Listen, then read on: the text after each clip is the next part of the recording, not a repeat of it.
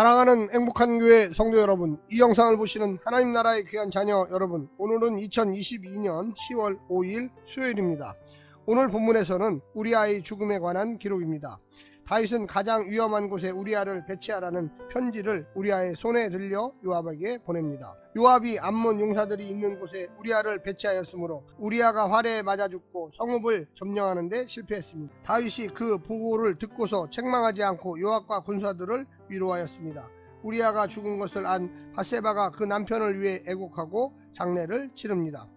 오늘 본문을 나누어 보겠습니다. 사무엘하 11장 14절부터 17절 우리아의 죽음, 다윗의 편지 우리아의 죽음, 18절부터 25절 요압의 보고, 요압의 지시, 전령의 보고, 다윗의 반응, 26절부터 27절 우리아의 장례, 곡하는 밧세바, 결혼하는 밧세바.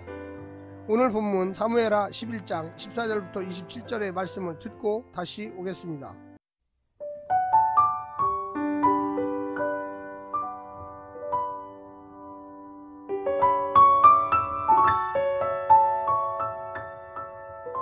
아침이 되매 다윗이 편지를 써서 우리아의 손에 들려 요압에게 보내니 그 편지에 써서 이르기를 너희가 우리아를 맹렬한 싸움에 앞세워두고 너희는 뒤로 물러가서 그로 맞아 죽게 하라 하였더라. 요압이 그 성을 살펴 용사들이 있는 것을 아는 그곳에 우리아를 두니 그 성 사람들이 나와서 요압과 더불어 싸울 때에 다윗의 부하 중 몇 사람이 엎드러지고 햇사람 우리아도 죽으니라.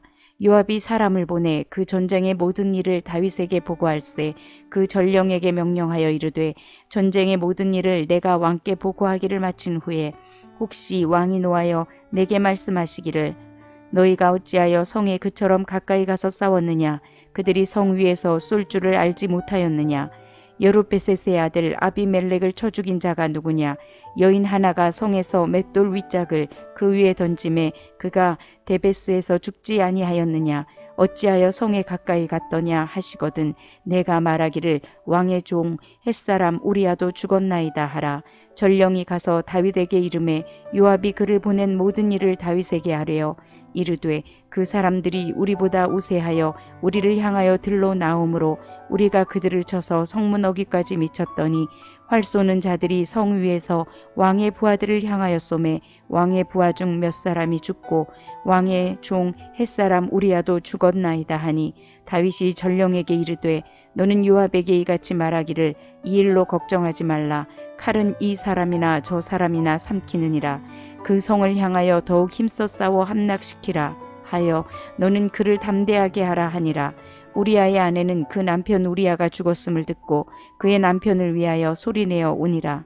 그 장례를 마침에 다윗이 사람을 보내 그를 왕궁으로 데려오니 그가 그의 아내가 되어 그에게 아들을 낳으니라.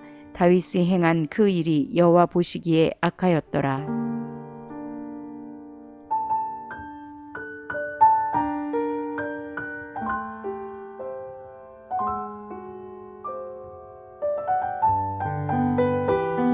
다윗이 우리아를 죽이려 했던 이유는 자신이 간음죄로 처벌당할 것을 걱정했기 때문은 아닐 것입니다. 현실적으로 왕은 처벌의 대상이 될 수 없기 때문입니다. 나단 선지자가 다윗을 책망할 때도 하나님께서 내리실 징계만 언급하고 있습니다. 그렇다면 다윗이 걱정한 일은 자신의 명예와 도덕성에 큰 흠집이 생기며 그로 인해 지지 세력이 이탈하고 반대파가 강력한 힘을 얻을 것을 예상했기 때문입니다.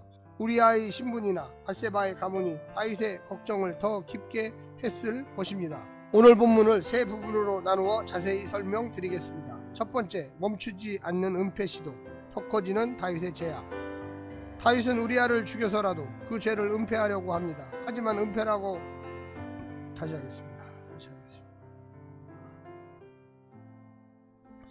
하지만 은폐하려고 할수록 더 많은 사람이 알게 됩니다. 요압을 시켜서 우리아를 궁지에 빠뜨려 죽이라고 시킵니다. 자기 하나 살겠다고 충신을 죽음에 몰아넣는 왕 다윗을 본 요압의 심정은 어떠하겠습니까?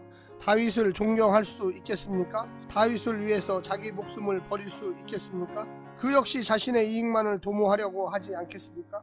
내가 원하는 대로 할 수 있는 힘이 있을 때, 그리고 내가 원하는 대로 일이 진행될 때, 그때가 가장 하나님과 멀어질 수 있는 때임을 기억하십시오.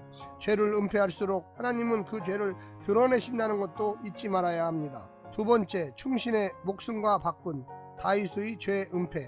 요압은 다윗의 말을 충실히 이행하여 우리아를 죽게 만듭니다. 요압은 다윗의 진정한 충신이 아니었습니다.